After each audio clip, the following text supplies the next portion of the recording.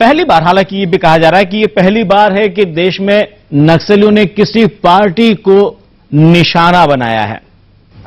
महंत कर्मा, जो कि 2005 से सलवा जुल्म की शुरुआत के साथ ही नक्सलियों की हिट लिस्ट में थे। हालांकि नंद कुमार पटेल के बारे में कहा जाता है कि वो नक्सलियों की हिट लिस्ट में नहीं थे, लेकिन कल परिवर्तन यात्रा की वो अगुवाई कर रहे थे। वीसी शुक्ल काफी दिग्गज नेता हैं छत्तीसगढ़ के, और कांग्रेस के भी एक बड़े ही दिग्गज नेता हैं। 1957 में पहली बार महासमुंद से सांसद बने थे, कई बड़े बड़े पदों पर रह चुके हैं, 9 बार सांसद भी रह चुके हैं। तो आपको बता दें कि महंत कर्मा की मौत की सबसे पहले खबर आई, पहले उन्हें अगवा करने की खबर आई, उसके बाद मौत की खबर आती है। नंद कुमार पटेल को अब तक ये कहा जा रहा था कि उन्हें नक्सली अपने साथ ले गए अगवा करके, उनके बेटे को भी, लेकिन हमारे संवाददाता एंथनी राम मौके पर पहुंचे और तस्वीरें आपके सामने पेश की, जिसमें साफ नजर आया कि नंद कुमार पटेल की भी मौत हो चुकी है, उनके बेटे की दिनेश पटेल की भी मौत हो चुकी है।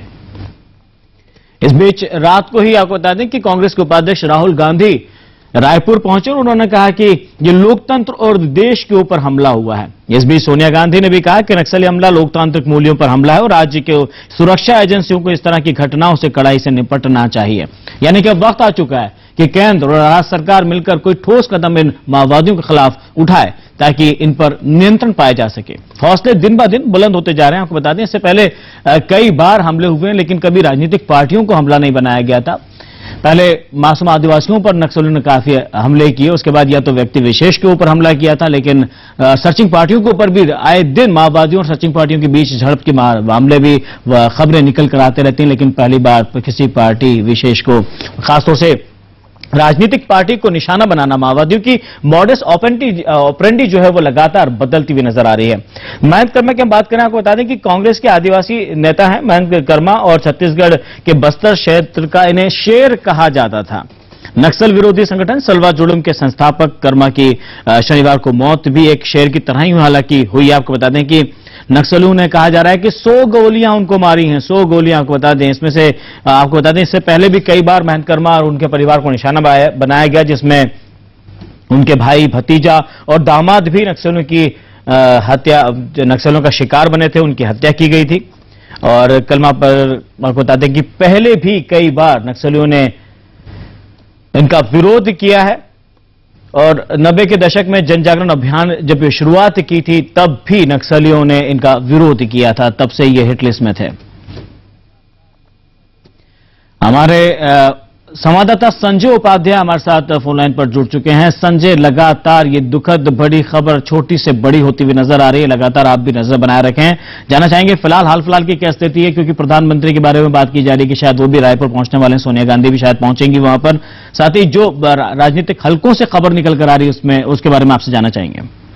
जी बिल्कुल, जिस तरीके से कल देर रात यहाँ पर राहुल गांधी पहुंचे थे और उन्होंने जब कार्यकर्ताओं से चर्चा की थी तब उन्होंने ये बात सबके सामने लाई थी और कहा था कि जो सोनिया गांधी है यूपीए की अध्यक्ष और प्रधानमंत्री मनमोहन सिंह, वो आज पहुंचने वाले हैं। तो अभी जो हमें सूचना मिल रही है कि वो रायपुर से रवाना हो रहे हैं मनमोहन सिंह और सोनिया गांधी, और कहा जा सकता है कि 1 से 1.5 घंटे में, 1.5 घंटे के वो रायपुर में होंगे। और इसके साथ ही अगर सियासत की बात करें या फिर जो सियासी हलकों में जो इस घटनाक्रम की बात करें, तो बिल्कुल कहा जा सकता है कि नाता पसरा हुआ है, मायूसी सी छाई हुई है और लोग स्तब्ध से हैं इस पूरे घटनाक्रम से।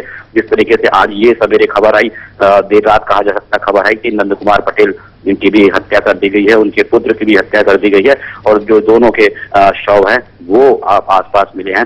तो इस घटना के बाद कहा जा सकता है कि पूरे प्रदेश में एक शोक की लहर सी चल पड़ी है और इसमें सियासत की कोई बात नहीं है। सभी दल जो हैं वो स्तब्ध से हैं और लिहाजा जो कानून व्यवस्था है इसे लेकर उसे चौकस कर दिया गया है। जो महत्वपूर्ण स्थान है, रायपुर की बात करें तो मुख्यमंत्री निवास, राजभवन सहित मंत्रियों के जो निवास स्थान है और जो महत्वपूर्ण स्थान है उसकी सुरक्षा बढ़ा दी गई है और पूरा शहर लगभग छावनी में तब्दील कर दिया गया है। इस बावजूद इसके जो लोग हैं वो बिल्कुल सदमे से हैं। लोग बिल्कुल कहा जा सकता है कि बिल्कुल सदमे में हैं और कांग्रेस पार्टी में खासकर इसका खासा असर देखा जा रहा है। और मुख्यमंत्री खुद उन्होंने इस पूरे वाकये को लेकर अपनी कहा जा सकता है संवेदना जताई है और उन्होंने इस पूरे घटनाक्रम की कड़ी निंदा की है।